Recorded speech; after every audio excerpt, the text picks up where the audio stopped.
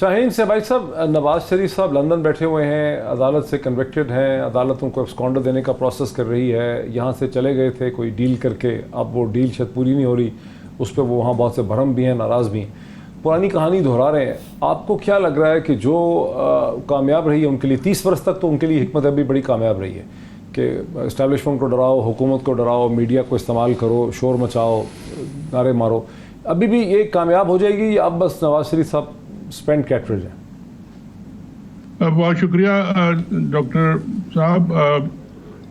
Recent history और जो नवाज शरीफ साहब की हिस्ट्री थी वो तो हमारे बाकी गेस्ट ने बता दी कि क्या ऑर्डर रहा, क्रोनोलॉजिकल ऑर्डर रहा और उसमें क्या क्या हुआ, कैसे हुआ। मुझे तो आजकल की जो ये कॉन्फ्रंटेशन एक डायरेक्ट बिल्कुल अब सामने शुरू हो गई है, मतलब इसमें अब कोई वो नहीं है कि कॉन्फ्रंटेशन नहीं है, डायरेक्ट अटैक हो रहे हैं। आज जो मरियम साहिबा ने बयान दिया उनकी तकरीर के बाद, एक बड़ा अजीब सा बयान उन्होंने दिया और वो मुझे तो बड़ा डर लगा। उन्होंने कहा कि जिन लोगों पे गद्दारी का इल्ज़ाम लग रहा है आज, जिन लोगों पे आज गद्दारी का इल्ज़ाम लग रहा है वो मुहिब्बे वतन है और जो मुहिब्बे वतन समझे जाते हैं वो गद्दार। अब इस बयान के बाद तो हम सब आप बैठे हैं, हम सब भी गद्दार हैं और जो इस स्टूडियो से बाहर बैठे हैं वो सब भी गद्दार हैं और जो मुल्क को देख रहे हैं या नहीं देख रहे हैं, या जो सारे अपनी गद्दारों की तादाद जो है बहुत ज़्यादा हो गई है और अब मुहिब्बे वतन बहुत कम रह गए, इसका मतलब है।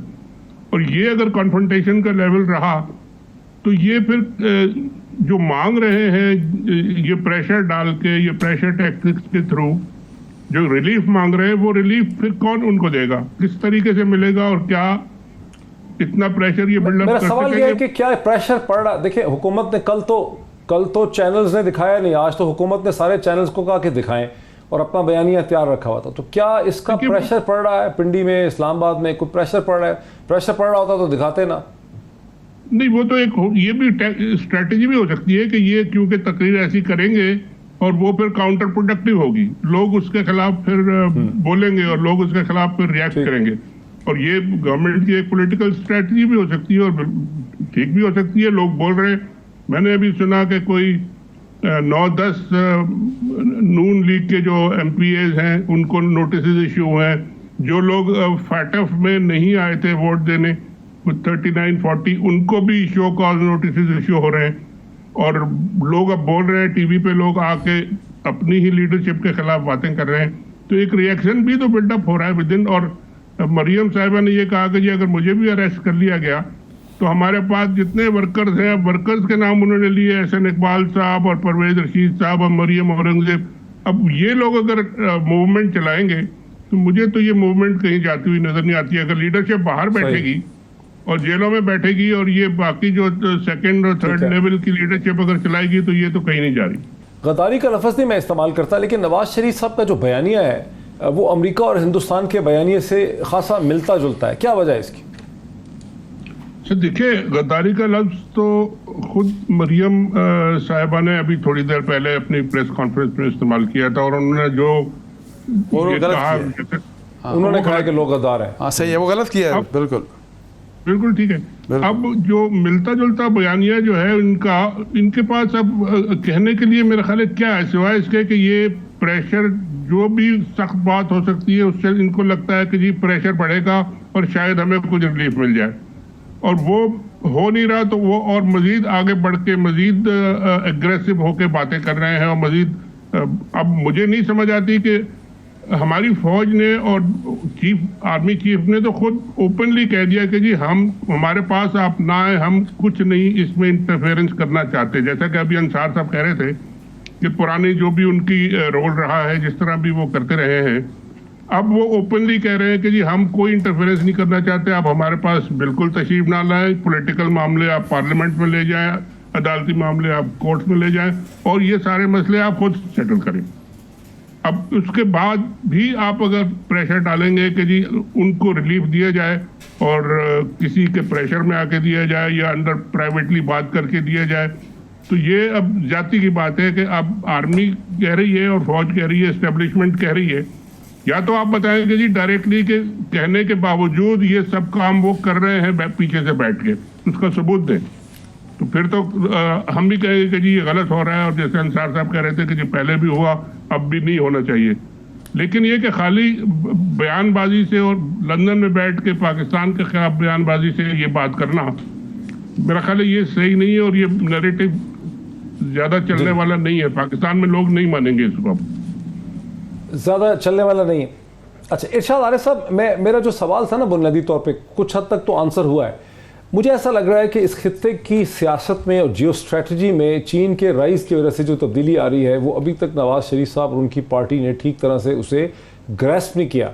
पाकिस्तान की गुज़िश्ता 50 साल की जो तारीख है 1960 की दिहाई से यहाँ तासुर यही था कि जो अमेरिका के करीब होगा उसी को वही सर्वाइव करेगा। अगर अमेरिका से आपकी वाशिंगटन आपको पसंद नहीं करता या आपको अप्रूव नहीं करता तो फिर आपका सर्वाइवल इस्लामाबाद में मुश्किल हो जाएगा।